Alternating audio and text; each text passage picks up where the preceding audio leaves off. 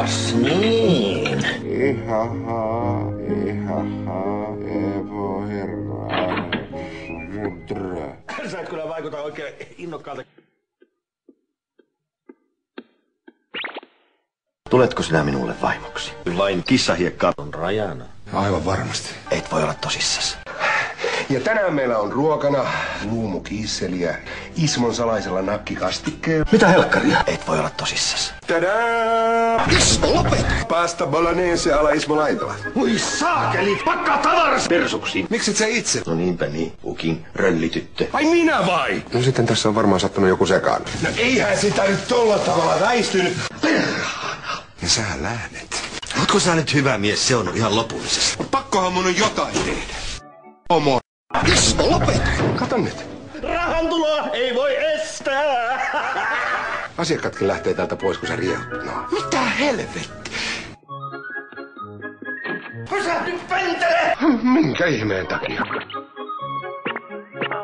Mä teen kaikkeni, että roskasakki ei pesiydy meidän rappuun. Vai sillä tavalla? Me ei sitten vissiin mennä naimisiin. Ootko sä nyt hyvä mies, se on ihan lopullisesti. Sinä turpa kiinni nyt! Pakkaa tavaras heti! Mä en ymmärrä, miten se vielä kehtaa näyttää kissahiekkaa täällä. Muka ilmaista sokeria ja jakamassa. Musta 8, punainen 16. Olen posse. Mitä helvetti? Olen. Se taitaa olla oikein petovälyjen välissä. Olenhan minä, kuule. Mulla on oma posse.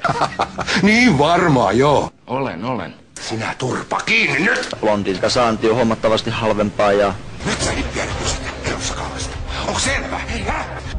ei oo tietoa. Jos mä näen sut Kallen kanssa, niin sen jälkeen sua ei tunnista edes äitis. Juu, lähetään vaan. Tämähän siis tuntuu aivan unelmalliselta niinku lottovoitto. Te ette lähde mihinkään. Kansakunnan mannekin. Ai minä vai? Kyllä siihen hommaan voisi vaikka ryhtyäkin. Sellaista se poliitikon elämä on. Se on jatkuvaa ohuilla jäällä tanssimista. Kyllä.